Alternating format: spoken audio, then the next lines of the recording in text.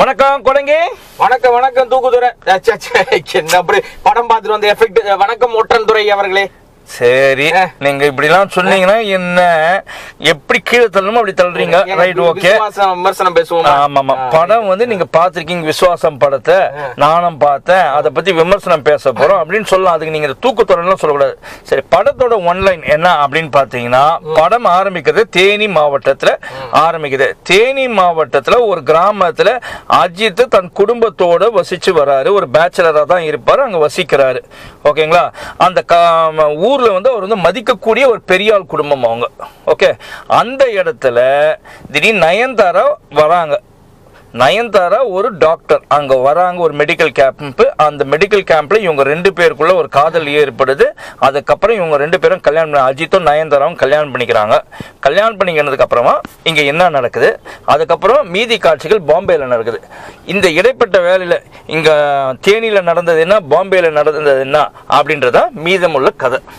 சொல்லுங்க. விசுவாசம் அப்படின்னு படம்.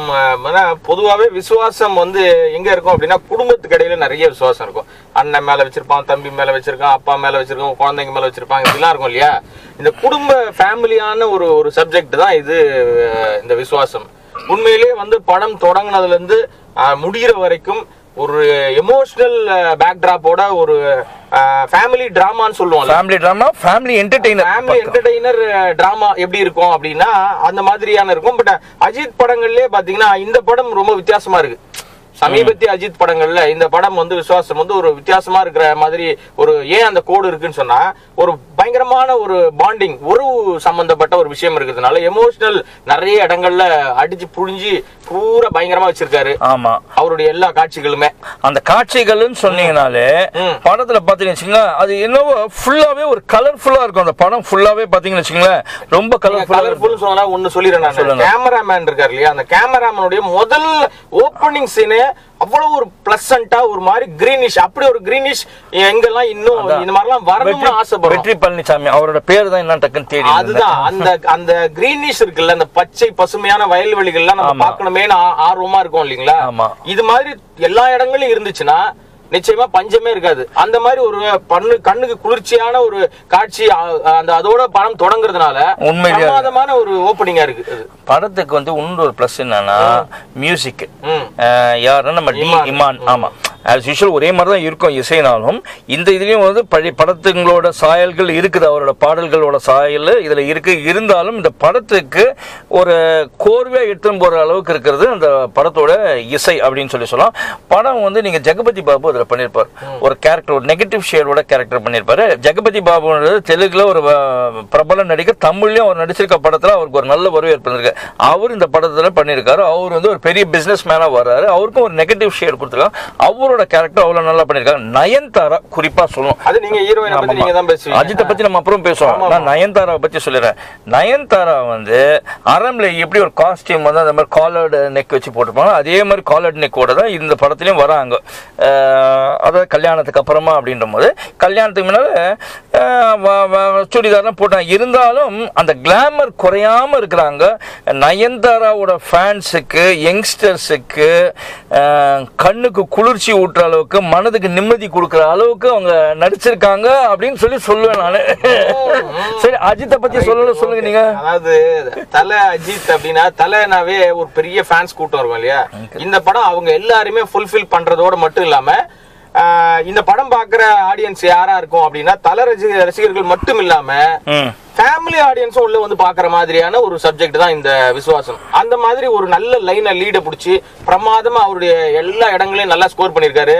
ஒரு குழந்தைக்கு அப்பா எப்படி எந்த மாதிரியான கேரக்டரா இருப்பாரு, ஒரு குழந்தைக்கும் அந்த அப்பாவுக்குமான ஒரு பாண்டிங் எப்படி இருக்கும் அப்படின்றதெல்லாம் ரொம்ப பிரமாதமா, அப்படியே உணர்வு பூர்வமாவே வந்து அஜித் வந்து தன்னுடைய அந்த நடிப்புல ரொம்ப மெருகேத்திக்கிட்டு மேம்பட்டு இருக்காரு. இந்த விஷயங்கள்ல வரிசையா வழக்கமான ஹீரோயிசம்லாம் இல்லாம இந்த படத்துல வித்தியாசமான ஒரு அஜித்தை வந்து கண்டிப்பா எல்லாரும் பார்க்க முடியும் அப்படின்றது நான் பார்த்த பார்வையில எனக்கு தோணுது. அந்த அஜித் மகளா நடிச்சிருக்கான் அனிகா,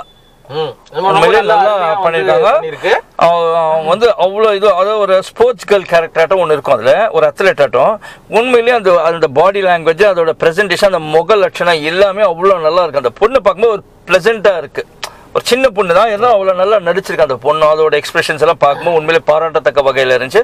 படத்தில் இன்னும் நீங்கள் அஜித்தை பற்றி சொன்னீங்க. அஜித் வந்து இவ்வளோ படத்தில் நிறைய படத்தில் ஃபைட்ஸ் பண்ணியிருக்கேன். இந்த படத்தில் ஃபைட்டுங்க உண்மையிலே இன்னும் கொஞ்சம் ஓரளவு மேலேயே போயிருக்குன்னு சொல்லலாம். திலீப் சுப்ராயன் அதுலேருந்து மனக்கெட்டு இருக்காரு இவருக்கு கிட்டந்து அப்படின்னு சொல்லலாம். ஏன்னா ஸ்டன்ட் கோரியோகிராஃபி வந்து நல்லா பண்ணியிருக்காங்க இந்த படத்துக்கு. அதே மாதிரி பார்த்தீங்கன்னா உங்களுக்கு அஜித் கூடவே வர அந்த உறவுகளா யார் யார் வருவாங்கன்னா ரோபோ சங்கர் வராரு, தம்பி ராமையா வராரு, அப்புறம் அப்படியே வரிசையா நிறைய அந்த எல்லா குட்டி குட்டி ஆட்கள் வர்ற எல்லாருமே அவங்களுக்கு என்னென்ன போர்ஷன் கொடுத்துருக்காங்களோ அந்த போர்ஷனை கரெக்டா அவங்க வந்து சிறப்பா செஞ்சு ஒரு தனி ஸ்கோர் அவங்க எடுத்துக்கிறாங்க. ஆமா, தனி ஸ்கோர்னு சொல்றேன். உள்ள இருக்காரு அவர் செகண்ட் ஹாஃப்ல வராரு. அவரும் கோவை சாரும் அவங்களுக்கு மினிமம் சீன்ஸ் கொடுத்துருக்காங்க. அந்த சீன்ஸ்க்கு அவங்க நல்லா பண்ணிருக்காங்க. இதுல என்ன ஒண்ணுன்னா நம்ம ஃபர்ஸ்ட் ஹாஃப்லயும் செகண்ட் ஹாஃப்லயும் வர்றாரு இந்த ரோபோ சங்கர் ஃபுல்லா வராருன்னு சொல்லி சொன்னா தம்பி ராமையா வர்றாரு. ஆனா ஃபர்ஸ்ட் ஹாஃப்ல மட்டும் இருக்கிறது வந்து நம்ம இவரு இருக்காரு யோகி பாபு. ஆமா, வராரு. வர சீன்ஸ் கம்மியான சீன்ஸ் இருந்தாலும் வந்ததுக்கு அவர் ஸ்கோர் பண்ணிட்டு போறாரு. அவர் வரும்போது இந்த ஆடியன்ஸ் சைட்ல பாத்தீங்கன்னா கொஞ்சம் உண்மையிலே ஒரு நல்ல ரெஸ்பான்ஸ் இருக்கு அதுல அவருக்கு சொல்லலாம். அப்புறம் வேற யாரை பத்தி சொல்ல, படத்தினுடைய ஒரு பெரிய ஸ்கோர் எடுக்கிற இன்னொரு விஷயம் என்ன அப்படின்னு சொன்னா ஒவ்வொரு படமும் ஜெயிக்கிறதுக்கு பின்னணி இசை ரொம்ப முக்கியம். ஆமா, அது சொல்லிட்டேன். இசையோட சேர்ந்து இசை பாடல்களை தாண்டி பின்னணி இசை வந்து ஒரு விஷயமும் ஒருத்தர் நடந்து வராரு, ஒருத்தர் போறாரு, ஹீரோ வராரு, ஹீரோயின் வராங்க அப்படின்னா அதுக்கான பிஜிஎம்லாம் அது வந்து அழகா வந்து இமான் வந்து நல்லா அதெல்லாம் பண்ணுவாரு. சோ இந்த படத்திலும் ரொம்ப அழகா அதை பண்ணிருக்காரு ஒரு விஷயம். ரெண்டாவது ஸ்போர்ட்ஸை தொட்டு வரக்கூடிய படங்கள் வந்து நிச்சயமா ஆடியன்ஸ் மத்தியில் ஒரு பெரிய ஒரு எதிர்பார்ப்பை ஏற்படுத்தும். அப்புறம் படத்துல எல்லாமே கோர்வையா நம்ம இவர் எடுத்துட்டாரு. யாரு நம்ம இயக்குனர் சிறுத்தை சிவா எடுத்துட்டாரு. எல்லாரும் நினைச்சாங்க. ஆனா அதை வந்து எந்த அளவுக்கு கத்திரி போடணுன்றது நம்ம ரூபன் கரெக்டா கத்திரி போட்டு கரெக்டா ஒரு படமா ஒரு ஃபீச்சர் ஃபிலிம் இப்படிதான் இருக்கணும், ஆடியன்ஸ் இப்படிதான் எதிர்பார்ப்பாங்க. ஒரு மாஸ் ஹீரோ அஜித்துக்கு வந்து இந்த சீன்ஸ் எல்லாம் கிளாப் வரும் அப்படின்ற மாதிரி கரெக்டா கட் பண்ணிருக்காரு. அந்த இடத்துல எங்கெங்க தேவை பண்ணி அழகா அவ்வளவு அழகா எடிட் பண்ணிருக்காருன்னு சொல்லி கண்டிப்பா சொல்லணும். ஏன்னா இப்ப ரூபன் அப்படின்னு பேர் பாத்தீங்கன்னாவே சமீபத்திய ரிலீஸ் படங்கள் எல்லாத்துலயுமே ரூபன் ஒரு பேரை மட்டும் வச்சிருவாங்க எல்லா போஸ்டர்லயுமே, பாக்கி பேரெல்லாம் மாத்தினே இருப்பாங்க. அது மாதிரி நிறைய படங்கள்ல அப்படியே வரிசையா இருந்துட்டே இருக்காரு. அவர் ஸ்கோரை அவர் தக்க வச்சுட்டே இருக்காரு.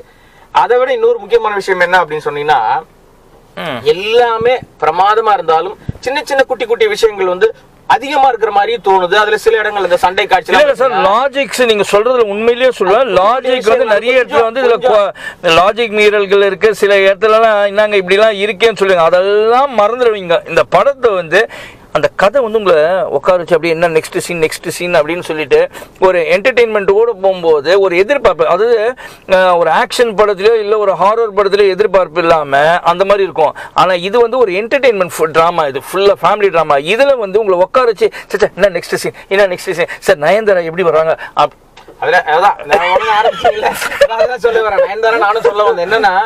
பொதுவாகவே ஒரு இந்த மாதிரி ஒரு மாஸ் ஹீரோ அஜித் மாதிரி ஒரு மாஸ் ஹீரோவுடைய படங்கள்ல பாத்தீங்கன்னா ஹீரோவுக்கு தான் பெரிய ஓப்பனிங் இருக்கும், பெரிய முக்கியத்துவம் இருக்கும், ஒரு மாதிரி பயங்கரமான பில்டப்லாம் இருக்கும்ல. ஆனா அது ஈக்குவலா வந்து நயன்தாராவுக்கும் வந்து ஒரு பெரிய பில்டப், பெரிய ஒரு மாஸ் விஷயங்கள்லாம் பண்ணிருக்காங்க. அதே மாதிரி பாத்தீங்கன்னா அதுக்கு ஈக்குவல் அஜித்தும் சொல்றாரு. அந்த மாதிரி நிறைய விஷயத்த ஸ்கோர் பண்ண விடுறாரு நயன்தாரா. உண்மையிலே நயன்தாராவை உண்மையில நான் பாராட்டும், அஜித்தையும் உண்மையில பாராட்டும். படம் வந்து எல்லா ஆர்டிஸ்டும் அவங்களோட வேலையை ஒழுங்கா செஞ்சிருக்காங்க. படம் கண்டிப்பாக இந்த பொங்கலுக்கு ஒரு நல்ல ட்ரீட் அப்படின்னு சொல்லலாம். அப்படின்னு சொல்லிட்டு உங்களிடமிருந்து நான் விடைபெறதுக்கு முன்னால மார்க் என்னன்றது கேட்டு சொல்லிடுறேன்.